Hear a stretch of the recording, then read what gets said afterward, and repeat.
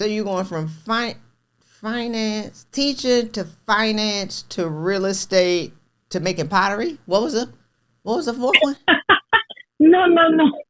No, okay. I am a teacher. Okay. I have a teaching license. I am leaving teaching. That's done. I wrote a resignation letter a while back. I have a MBA, so I'm looking in the realm of finance because I am also a real estate agent, which I have been for years to supplement the teaching income. So to combine those things, I want to be in finance, and that's where the real estate and tax professional come together because real estate and tax overlap a lot. So the people who you're talking to looking at you like I'm looking at you right now, huh? Yep. They're confused. Welcome everyone to Money Loves Happy People. I am your host, Christy Rutherford. Welcome to my podcast. All right. So what I really want to talk about and what I really want to create is a new conversation in the market with regards to what's possible for high achieving women. So many times we're buying into the narrative that there is not enough, we're not enough, we can't get ahead and all these things. It's simply not true. It's simply the belief system that you've adopted based on the limitations of other people, but that doesn't have to be true for you.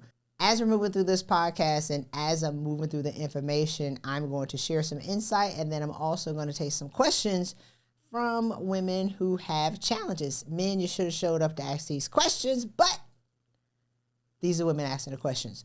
So the first thing that I want to talk about is how to get a raise. How to get a raise is searched 9.2 billion times a month. 9.2 billion times. People want to know, how do they get a raise? So I want to share 5 points with you today. I'm going to share 3 now, and then I'm going to share 2 later. So the first point,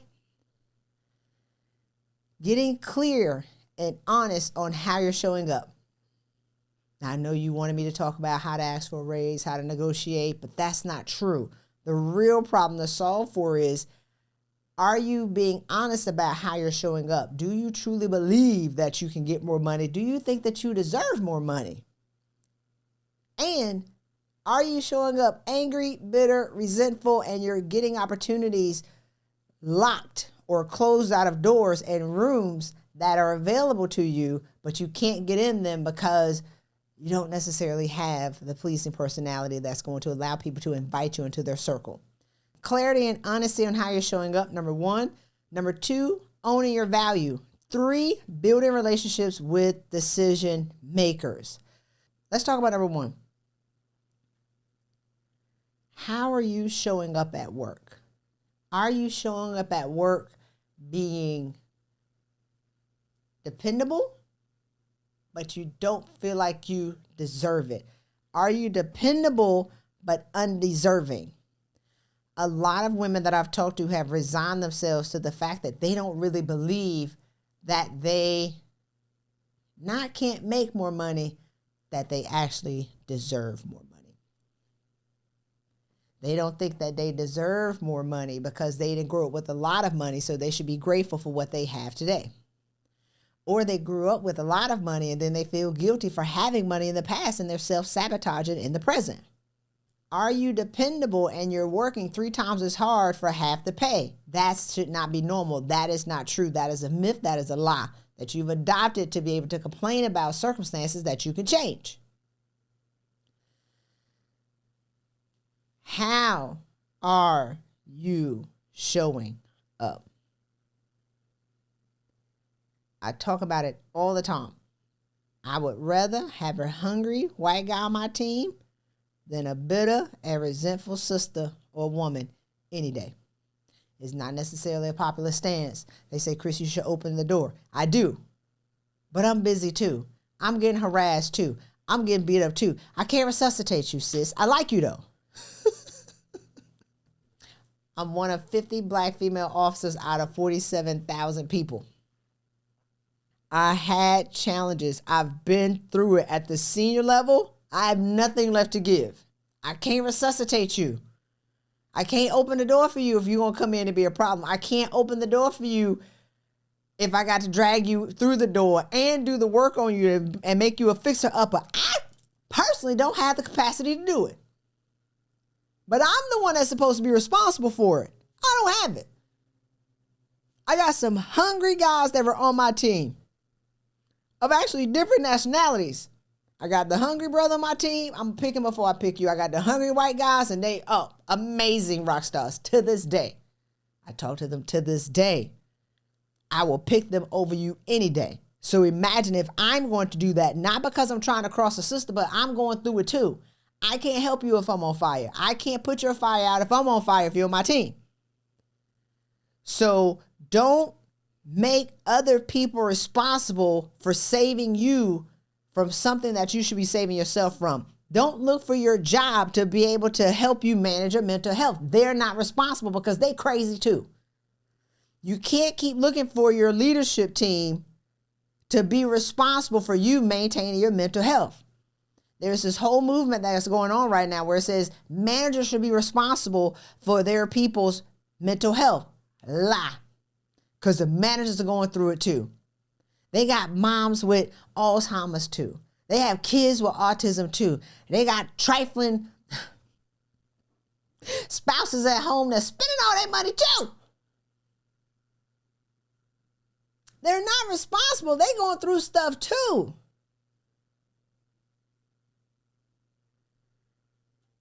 They have challenges too. You are solely responsible for your mental and physical health.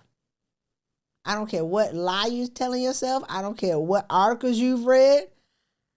Women are dying in jobs from preventable medical conditions that had they just taken the reins to their own lives and stopped surrendering it to other people who aren't responsible for it and they don't care. They have died waiting for the cavalry to come, waiting for a DEI policy to be enacted, waiting for their managers to act like they got some sense, waiting for their spouses to act like they got some sense, waiting for their kids to go to elementary school, high school, but now waiting for the grandbabies to go. Like, women have died in bondage. That's not fair. Are you doing that? Are you the greatest barrier to your success? Number 2, owning your value. Are you able to adequately calculate how much you should be making right now? Baseline, it has to be over $100,000. It has to be over $100,000. It has to be over $100,000. $100,000 is a new $10,000. It's not that much. It's not the come up. It's not the come up. You got an MBA, 2 MBAs making $85,000 a year. Why did you get the second one? If the first one didn't do it, the second one didn't do it, the reason why it didn't happen is because you didn't ask. You got the degree in hopes that your leadership team would see that you're doing something to be of value, but you never claim that value. Are these degrees even hanging on your wall, or did you put them in a box and put them under your bed? Are you even claiming how great you are, or have you used your awards to be able to stabilize a shaky table? Are you even owning how great you are, or are you hiding the greater parts and the awards that you've been given, and you feel like they're nothing, and then you feel like you're nothing, all the while working 80 hours a week and sacrificing your mental and your physical health to be someone of value when you've already done that? You've done enough. Stop getting these degrees. Stop working hard. Own who you already are. Own the work that you've done. Own how great you are, and they will pay you for it. Number 3, building relationships with the decision makers. Who are you building relationships with at work? I had a client who had been trying to get promoted in this organization for 3 years. She went to her boss once a month and they had a conversation. I said, he knows your work. He does not know you. People promote who they know, like, and trust. People mentor who they know, like, and trust. People sponsor who they know, like, and trust. They may know your work, but do they know you? Are you spending your time volunteering for tasks while they're out at happy hour? Are you spending your time doing the DEI initiatives while they're out playing golf? They don't know you. They know your work. And you see time and time again, they promote the man who has 10% of the qualities of what you do. They do 10% of the work that you do, but they make 200% more than what you do. And they continue to get promoted again and again and again. And they put you on that person's team because they know you won't let them fail because you're dependable, but you don't feel like you're deserving. You're dependable and you haven't asked for it. You got all the degrees.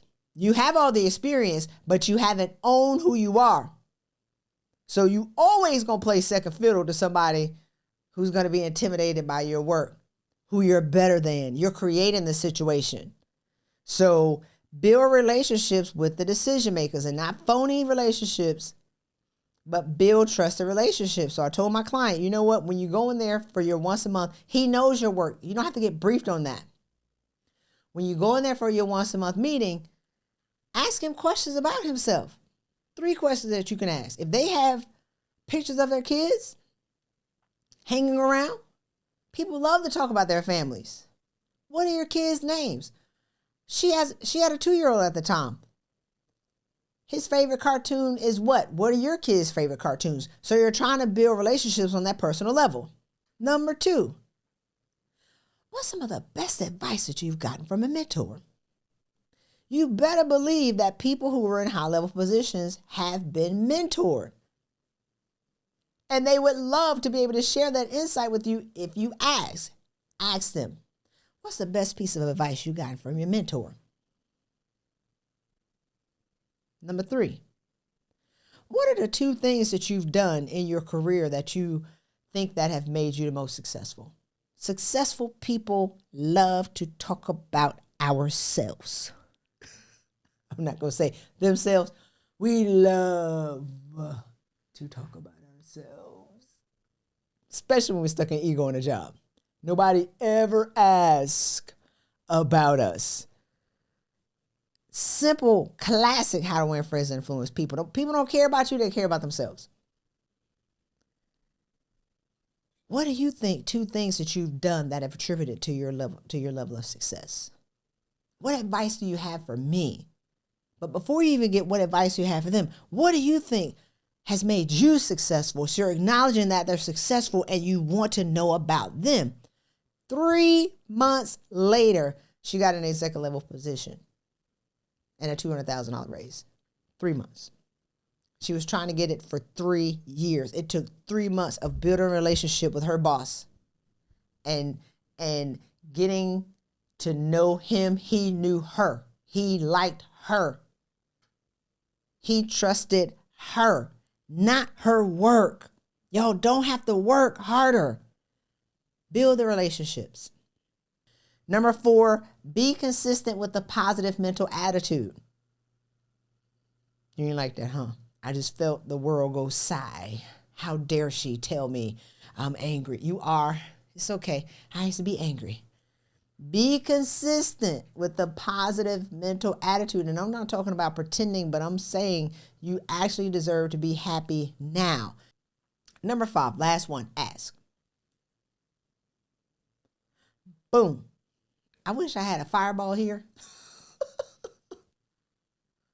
Ask. Whew. Why is that so hard? You can't be mad that you didn't get what you didn't ask for. You can't be mad they didn't give you what you didn't ask for. You can't be mad that the men asked and got it, and while you're over there waiting to be asked, year after year after year, well, they want me to have it. They should ask me, how is that working for you? It ain't. It is not. I'll clean that up a little bit. I did go to Harvard Business School. It's not working. Ask largely. Don't hesitate to ask largely. If you only ask for $5,000, they already know that you don't know what you're doing. They're going to be like, you know what? We don't have that, but we'll give you a pizza party and a pack of toilet tissue. You'll be like, thank you. Take it. I take it. I take anything. You're desperate. Nothing good comes out of being desperate. You're going to take it. They gave me an Amazon gift card. Ooh, thank you. $50. You asked for $5,000, you settle for $50. If you go in and say, I've done these 3 things to the organization. 3. Always asking threes for an existing organization. I've assisted this organization with earning $5 million in profit this year, $3 million last year, $2 million the previous year before that. This is how I've helped you earn money. I've saved this organization over $200,000 in the past 3 quarters of the past year, the past 2 years. How did you make the money? How did you save the money? That's what they care about.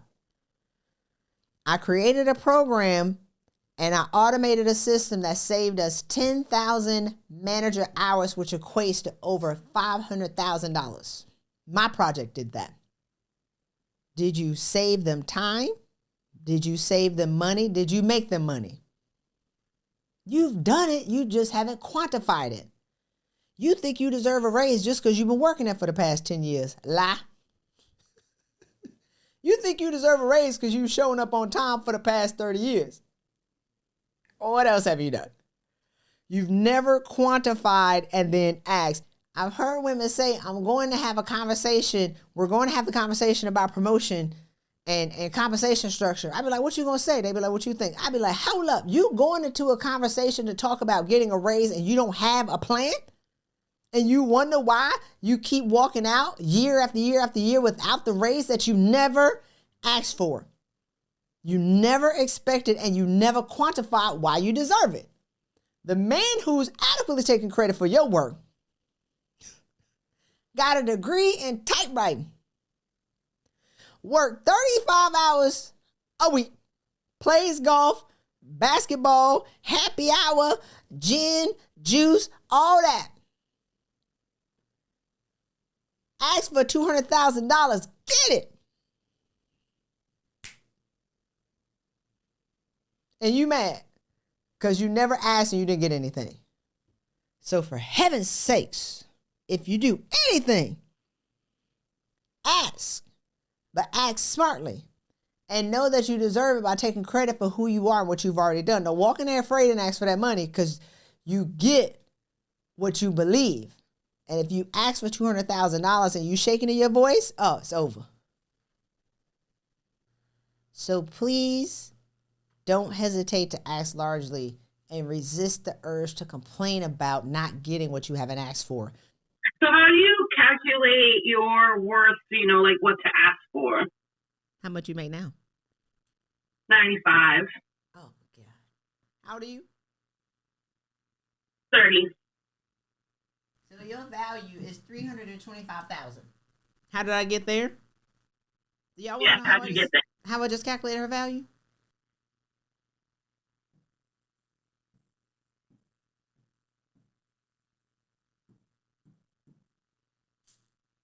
Who cares?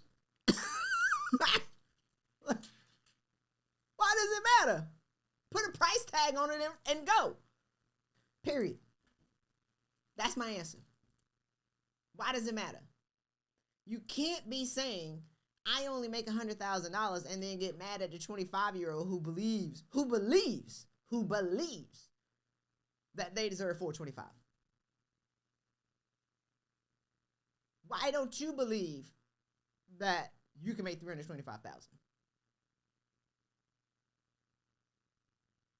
So I think it's. Huh? Oh no, you go ahead. No, go ahead, please. I was gonna say it definitely was like self-esteem issues and not recognizing like how amazing I was in the past and stuff. But no more of that. Yeah, but we work together, so now you know how great you are. Yeah, exactly. Give me your top 3 badass things that you've done and who you are. I think, right, it's like my resourcefulness, like knowing how to like get the best result with what I already have. And also like harmony, like bringing people together and like building lifelong relationships with people. My third one I'm still working on. I wrote down project management because like I've always written down lists and stuff. But I think I gotta hone in on something better for the third one. But did y'all hear her confidence though? Did y'all hear her confidence when she started saying how great she was? Her voice got louder when she started to talk about what value she had. Her voice started to project when she talked about how great she was. When I said tell me how great you are, because you know she got louder. Her question was kind of dicey. That question was dicey, but when I said, tell me how great you are, she did not shrink. She stood up and she was confident and she said, this is what I've done. And she gonna make up the third one. It doesn't even matter what she say on the third one. She believes that she has value. That's the key. She could easily ask for 625. That's my number, Rocky. I just wrote 325 since she was tripping. But when you stood up, 625, easy. So a good rule, double what you making.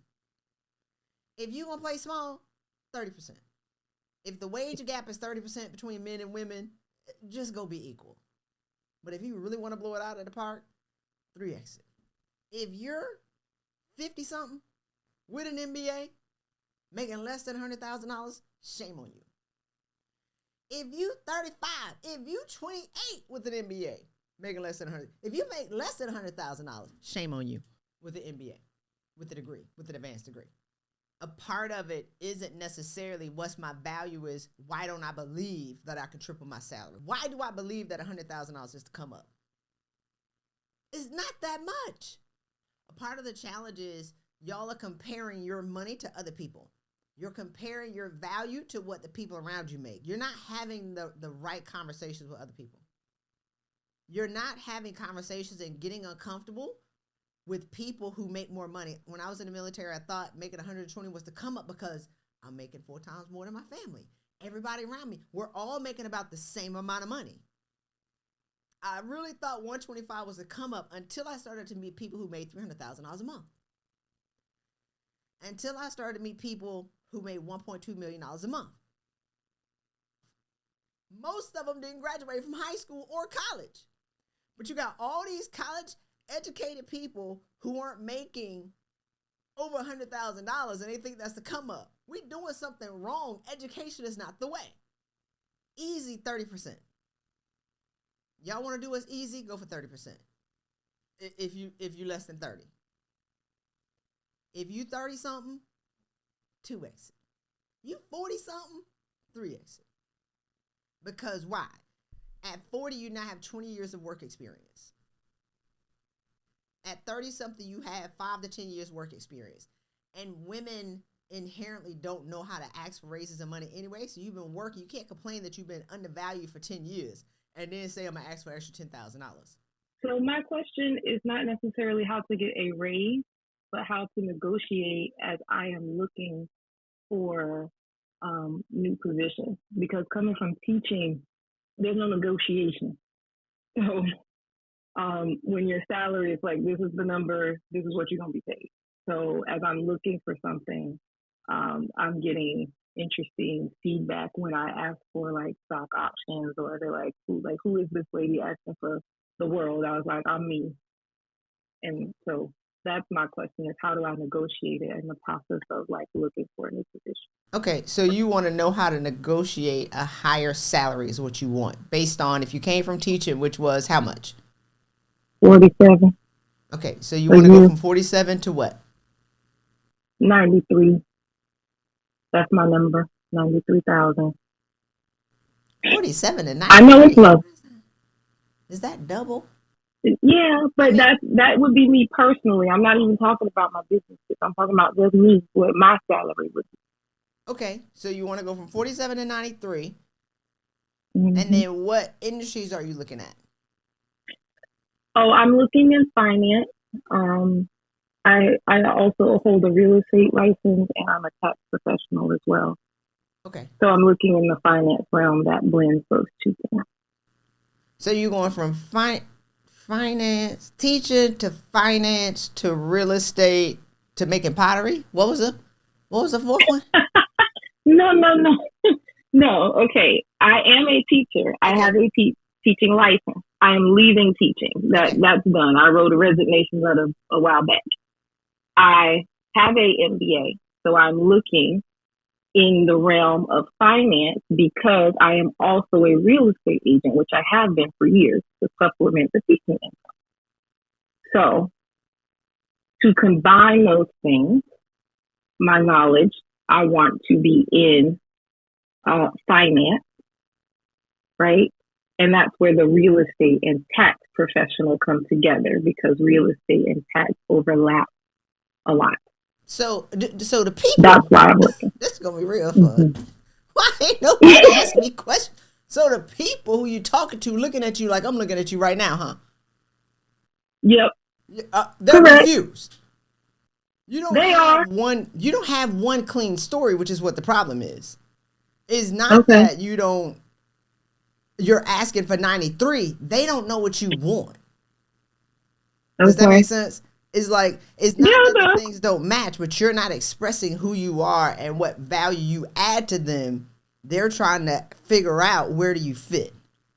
So it's like, you're like this square peg and you're like, okay, well, I can kind of fit into this round hole. I can kind of fit into the octagon. I may be able to fit into the triangle. But what y'all think? And they like, we don't think nothing. Okay. You're not coming in saying, I'm a finance professional and this is what I could do for you. 1, 2, 3. You're coming in trying to make it fit. Okay. They're confused and you're confused. So what 3 things do you have to offer any position that you're applying for? It's not that they think that you don't belong there. It's not that they don't think that they will pay you. Because I'm 93 is like, aren't eggs $10 in America? 100,000 is the new 10,000. You can't get nothing.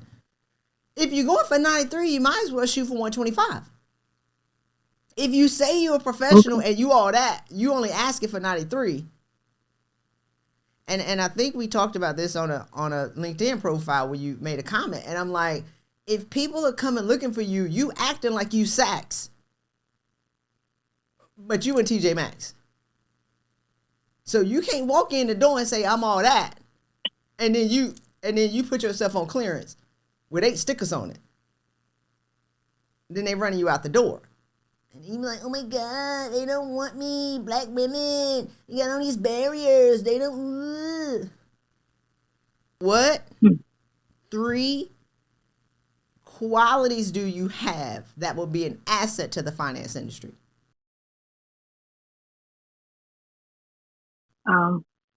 Okay. Well, my background in real estate. That's nothing. That's like, yeah. What's the quality? I'm trying to answer your question. All right, so we can come back. I want you to think about it. I want you to write down 3 tangible qualities. You know what I like about a delicious, crispy, fried, hot, golden brown, buttery brioche bun with 2 pickles and Chick-fil-A sauce, #1 cracked chicken sandwich in America. You know, see how it makes me feel? It's delicious. Now, I ain't had a Chick-fil-A sandwich in 2 years. But I remember the golden hot, always hot, because the line is always long with the refreshing sweet tea with a splash of lemon in it. I could tell you exactly how it makes me feel, and I can give you the description of the sandwich. If you walk into Chick-fil-A and say, I want chicken, and they be like, well, what experience do you have? It's chicken. How many ways can y'all make chicken? 1,000. You have to be clear and succinct when you're coming to sell yourself to organizations. Otherwise, you're not going to get the result that you want, and you can easily blame them because there are plenty of articles that will say why you should blame other people. There are plenty of articles say why black women can't get ahead and why people are hating on us and why we can't open the door and why we have all these barriers to success when we don't know our value and we're not understanding how we can articulate who we are and what we bring to the market. That's the problem. So I'll give you 10 minutes and we'll wrap back around. And this isn't a personal attack. Do you feel attacked? I don't feel attacked. I'm not soft like that. Great. So I want you to raise your hand when you have the 3 skills, tangible skills, not your experience. What can you do for an organization? Do we have another question? What are your techniques for pushing someone out of their comfort zone? What is my technique for pushing people outside their comfort zone? Ask me that question in a different way. I am in my, I'm working with this organization that I've been with for 19 years. Okay. And I have made a decision that I need to move on. Okay. But being 19 years in an organization, I am very comfortable in what I do. And so how do I get myself to the point where I get out of this comfort level and make the next move? I haven't interviewed in 19 years because I've been at the same position, so how do I get ready for that next step? So is it comfortable or are you scared? I think I'm maybe both. Okay. Because, not having done anything else for so long, I'm very comfortable and probably scared of the unknown. Okay. How much do you make? 175. How old are you? 53. Okay, so you're 53 making 175. I have a 35-year-old making 400. So if your value is 325, so that's an extra $200,000. What could you do with an extra $200,000 a year? For me, travel. Travel where? All over. Where? I want to visit Greece, Italy, just a lot of countries in Europe. Okay. You want to go by yourself or you want to take your family? I'll take my family. Okay, so you're not going to go run butt naked down the beach by yourself. You're going to take your family. So you want to take your family to different places? Yes. Okay. Do you want to fly coach where they got picnic table seats for 18 hours, or do you want to fly first class? First class. I'm going to travel that far. Okay, so you want to fly first class? Yes. Okay, like the double-decker planes where they have the bar and the seats that lay down flat and you can go to sleep? I want a comfort. Okay. So you want to fly bougie. So where do you want to stay? You want to stay in a hostel where all y'all sleeping in bunk beds, or you actually want to stay in a luxury hotel? I would want to stay in a luxury hotel. Okay. How many people in your family would you take with you? 4 altogether, including myself. So it's you, who, and who, and who? My husband and my 2 kids. How old are your kids? They're in their 20s. Okay. So you want your kids to experience luxury travel. What else? Probably more comfortable things in life. Like what? Like a more comfortable car. So no. Here's why I'm asking you all these questions, right? Mm-hmm. You're not giving a reason, and you're not the only one who do it, but it's like pulling teeth to get y'all to dream again. You ask a kid what they want, they can tell you. But you haven't kept up with your dreams for what you want. So you're asking to just be comfortable. You're asking to squeak by in life. You're not asking for the greater things. So you're not making room to be able to receive what you want because you're not specific. Does that make sense? Like you haven't really attached the burning desire that you want to travel and you want to leave generational wealth and you want to be able to do these things before. Like we don't know when tomorrow is our last day. Like we don't know if we have this moment. So you haven't put any intensity behind the things that you want, which is why you're comfortable with being where you are, and you're not asking because there is no burning desire. So once you start to say, this is the life that I want to live, and I don't care, it's not necessarily what it takes to get there. It's like, this is what I want. I don't care how it comes. This is the dream that I want. This is the dream life that I want. This is how I want to feel. Comfortable and complacency has killed most adults' dreams. But you see, all the men around you believe that they deserve $200,000, $300,000, $400,000, and they get it, and they 28. You got 25-year-olds coming out of college making more than you in your same organization, and you 52. And you'll go to the women's empowerment event to complain about what you're not looking to change for yourself because you haven't attached your desires, your burning desire, to your money. So I want you to think about, we're going to wrap back around you. Like, what do you want in specificity? Like, what's going to set your soul on fire? What's going to make you happy? It's not necessarily about, I want to buy a new car or I want a bigger house.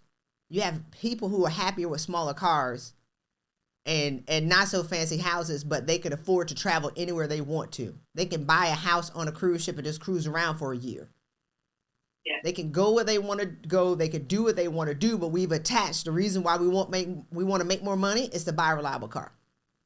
That's boring. How do you want to live? What do you want to do with the money? How is the world going to be greater because you have money? Who can you serve with money? What causes can you give if you had more money? So I want to know what makes you happy, because once you start to tap in what brings you joy, and once you start to tap in, like if I had more money, I would give more money, then more money is automatically going to come to you because you've made yourself a vessel to be able to receive more because you've agreed universally to give more. All right. Any more questions? You told me to give you 3 skills so that I could get more clear. Okay. So I have the gift of analysis. I'm very good with analytical skills, customer service, and project management. What? Did you hear me? I heard it. Did you hear you? Yeah. Well, I heard it. You got what? Analysis, analytical skills, customer service, and project management. These SAT words. Well, I have them in biblical terms. My gift is teaching. You went to the Bible to I get do them. that What? well. Yes. I'm trying to put them in, business terms for you. You went to the Bible to get your words, and then you converted them into business? Well, you ain't say that. She I said did that. say that. Oh, it's the truth. I can tell. Teacher, prophet, apostle. Oh, now you're a prophet. I thought you were a real estate agent. Well, I am, but I'm also a prophet. Like, my chest is starting to burn. I need a drink. Somebody give me I stopped drinking and cussing. What I do? It's not right. What? You really said what I wrote down went to the Bible and then converted it to biblical terms. I mean, to business. Customer service, project management. I have a little blurb about it after each one too, if you want to hear that. Customer service, project management. What's the third one? Analysis. So how does that fit into finance? You have to be able to look at the numbers and analyze whatever is the problem. What jobs are you applying for? I told you, the one that I like the most. What? I'm trying to get there for you. It was a newly created position, and the lady liked me for it for the purpose of analysis, looking at people's financial portfolios and solving their tax issues. So it doesn't exist. So somebody confused got you confused. I had this client, amazing, high value asset underwriter for Bank of America. Hated her life. She thought she hated her job. She hated her life. And she really needed to clean up the relationship with her father. Once we got that cleaned up, she wanted to move back to her home country. Great, move. Everything fell into place for her to move like that. Sold her house before it even went on the market. All these things happened, and so I was like, all right, we'll take 3 months off because she was stressed out and crazy. Take 3 months off. She had enough money. She had a business. She had all these things. She had money.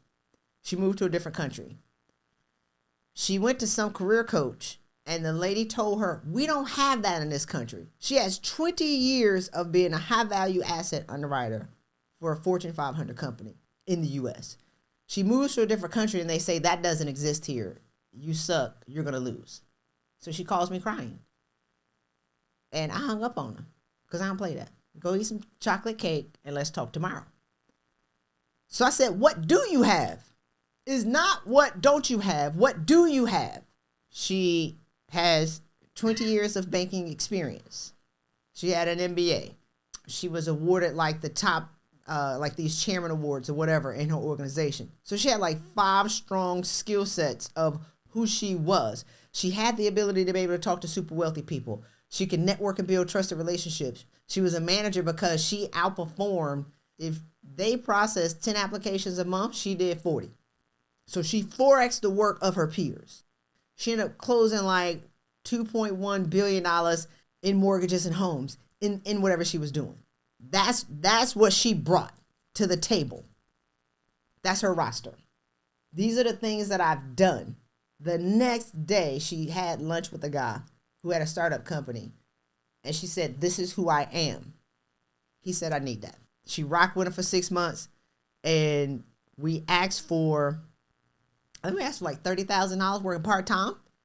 Because she tried to put herself on sale. But I was like, just because you leave the U.S., your value does not go down with the conversion rate. Because she can live real comfortably, like $1,000 a month.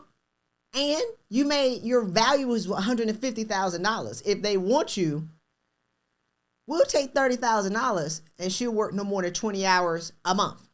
Because this is what I can do for you. He paid it 6 months. After that, she's having lunch with another guy, a senior officer at another bank in the area.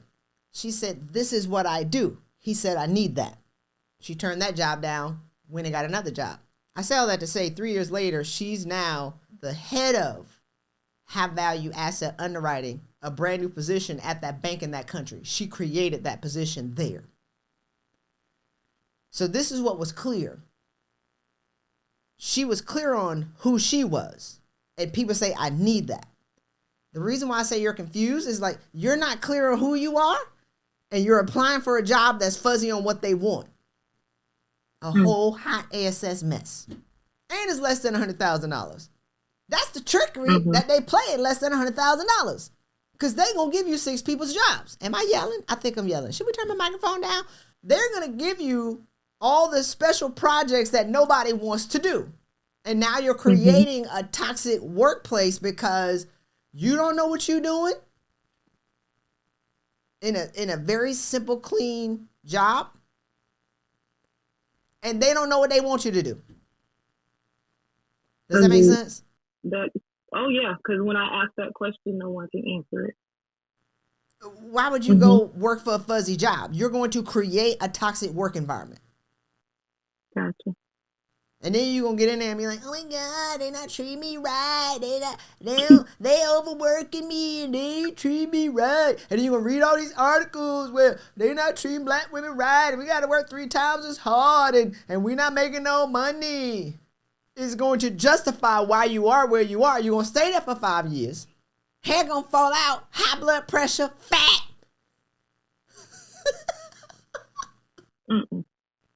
I should have just stayed there teaching. Oh, God. No, these people in corporate, they ain't doing me right. That was you in the beginning. I probably could have said that nicer, but I ain't want to. I told you I'm not soft like that. Okay, great.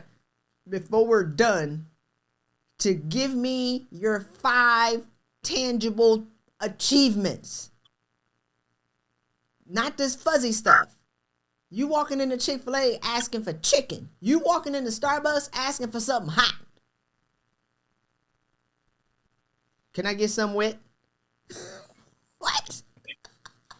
Yes, ma'am. What? If they confuse, you confuse. And they gonna spray water in your hair. It's over. You asked for something wet. You didn't say I wanted a coffee or tea. They gave you wet in your face. They gave you what you asked for. You confused, they confused. That's not a good match. That is a recipe for a toxic work environment. That you knowingly, as a queen, as a bad ASS, which is what you pretty much said about yourself, the greatest thing you walked into a trap because you were unclear on what kind of queen you were. And that's never okay. So again, the 5 things that I want to recap with regards to how to get a raise, which is searched 9.2 billion times a month, is number 1, getting clear and honest on how you're showing up. Number 2, owning your value. 3, build relationships with the decision makers, not Build relationships with the wrong people. Who are the people who have the influence in your organization? The relationship should be strategic. And look, let's be clear. Don't keep complaining that you're losing because you refuse to play the game. The game is being played whether or not you want to play. So either you playing the game or you getting played. Either you moving the pieces on the chessboard or you being moved. There are no ways around it. Get engaged in the game. Be strategic so you can get the money that you deserve. Number 4, be consistent with a positive mental attitude. And then number 5, ask. For heaven's sakes, ask for what you deserve and break the fear cycle of not making the amount of money that's going to be able to give you the lifestyle that you deserve, give your family the lifestyle that you deserve, and give the world the gifts that they deserve from you that are waiting for you. So with that, I hope this information has been useful for you. Again, subscribe to this podcast on your favorite listening platform, iTunes, iHeart, wherever we are, and then also click subscribe on YouTube. And join me for the next episode. Cannot wait. Take care.